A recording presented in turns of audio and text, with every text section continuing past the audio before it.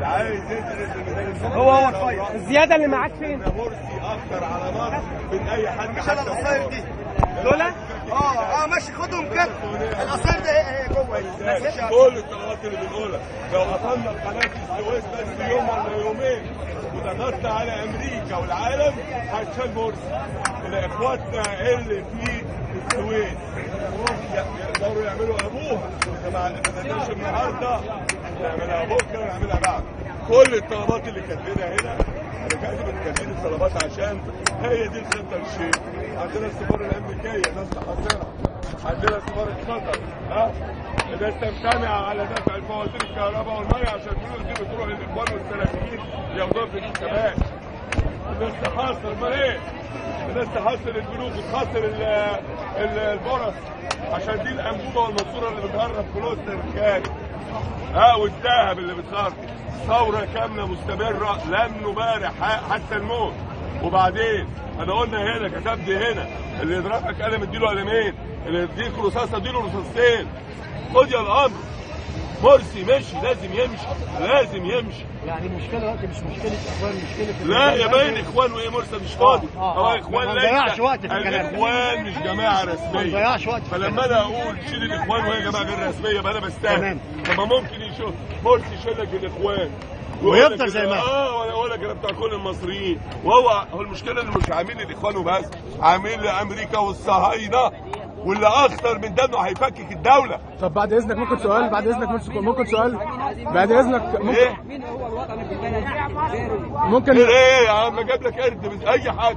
بعد اذنك سؤال. بعد اذنك عندنا علماء ليه يا عم مش فاهم؟ يعني جيب حمدين مثلا. لا ما جابش حمدين.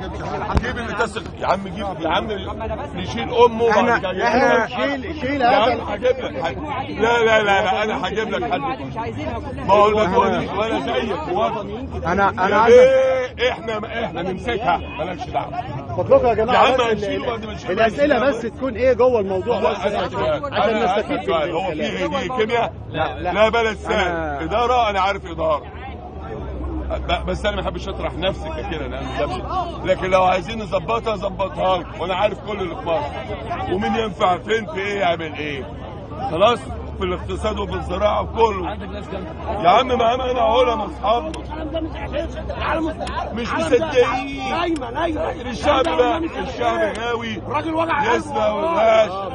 ما هو مش هيعملوا غير لما يوصلوا لمرحله العمل.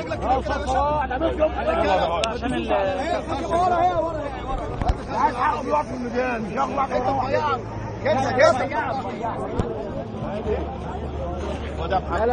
لا دي ولا دي. عم احمد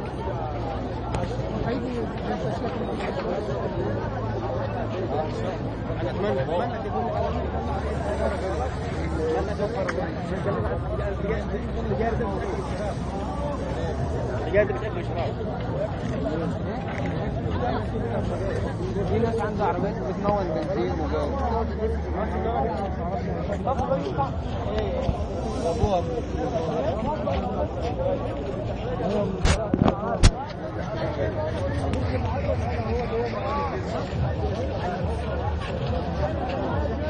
غلق قناة السويس ووقف الملاحة فيها حتى يرحل مرسي للضغط على الشركات الأمريكية والصهيونية التي تمكنه من حكم مصر.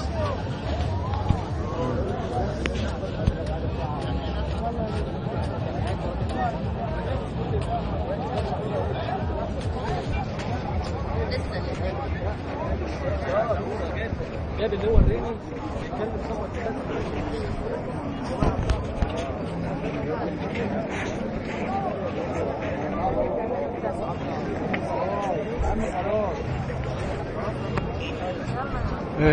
تلاحظ لنا بقى بعد في الفترة اللي احنا تجولنا فيها في ميدان التحرير ان اليوفط بدأت تتعلق. شفنا بعض عربات الإسعاف موجودة. سمعنا من بعض الناس ان الناس في بعض الشباب الصغير بدأوا يتجهوا الى وزارة الداخلية وتحديث الطوب فيها من الآن. هو ده بقى الشيء الصعب واللي احنا ما كناش عايزينه وما كناش بنفكر فيه. الأخ اللي سمعناه من شوية كان بيقول كلام خطير جدا، وهتسمعوه انتوا بقى في وسط الحوار اللي احنا سجلناه في الفيديو.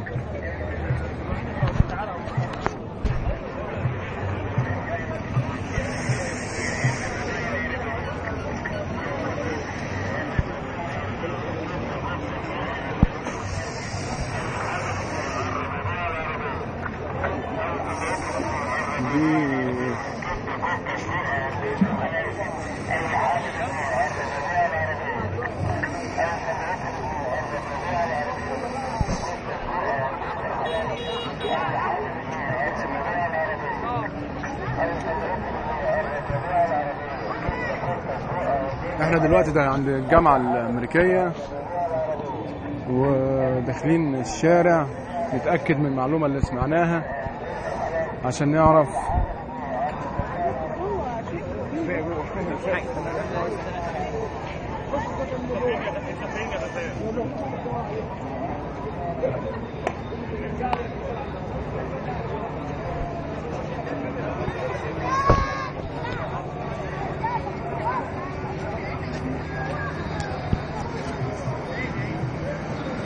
وبرضو عشان نبقى عارفين تم وضع سلك شائك ولعدم التعدي ناحية وزارة الداخلية، والسلك الشائك موجود قدامنا. مين اللي قال لك؟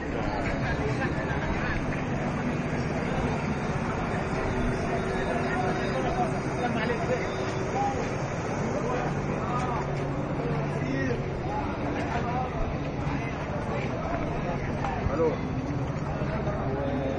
كنا واقفين عند هارد. كلموا